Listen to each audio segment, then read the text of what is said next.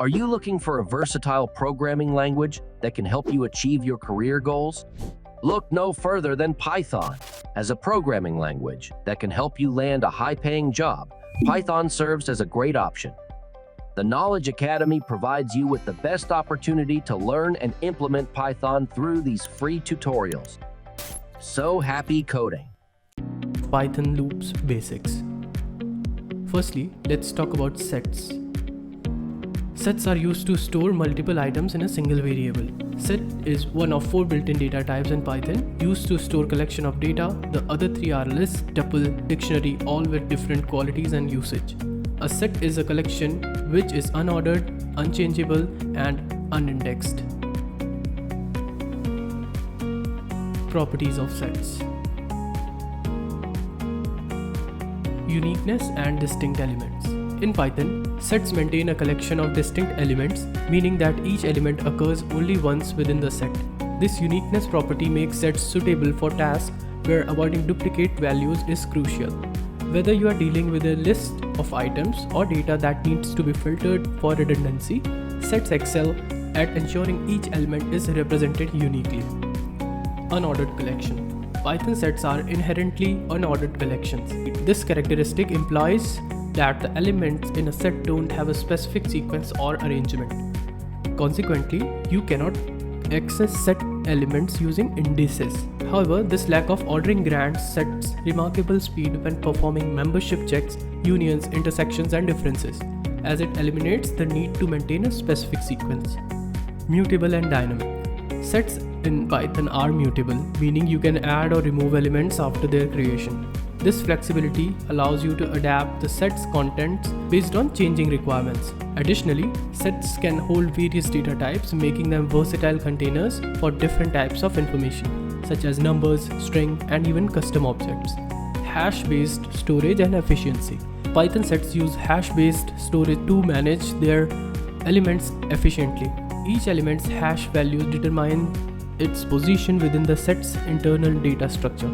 This hash-based mechanism enables constant time average case performance for operations like adding, deleting, and checking for membership. However, it's important to note that hash-based sets sacrifice ordering for speed, which can lead to unexpected element arrangement when iterating.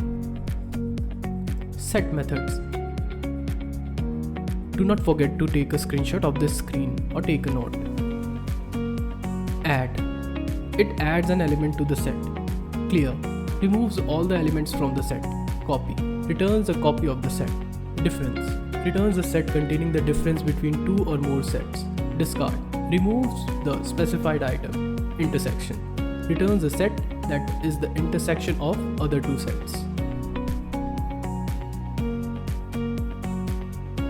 Is subset. Returns whether another set contains this set or not. Is superset. Returns whether this set contains another set or not. Pop. Removes an element from the set. Remove. Removes the specified element. Symmetric difference. Returns a set with the symmetric differences of 2 sets. Union. Return a set containing the union of sets. Dictionaries. Dictionaries are used to store data values in key value pairs. A dictionary is a collection which is ordered, changeable, and do not allow duplicates. Let's talk about properties. Clear. Removes all the elements from the dictionary. Copy. Returns a copy of the dictionary. From keys. Returns a dictionary with the specified key values. Get. Returns the value of the specified key. Items. Returns a list containing a tuple for each key value pair. Keys. Returns a list containing the dictionary's key. Pop. Removes the element from the specified key. Pop item. Removes the last inserted key value pair. Set default. Returns the value of the specified key. If the key does not exist, insert the key with the specified value. Update. Updates the dictionary with the specified key value pairs. Values.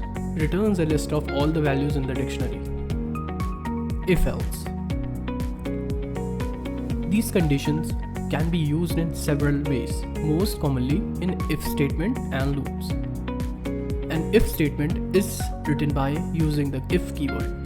The elif keyword is Python's way of saying if the previous conditions were not true, then try this condition.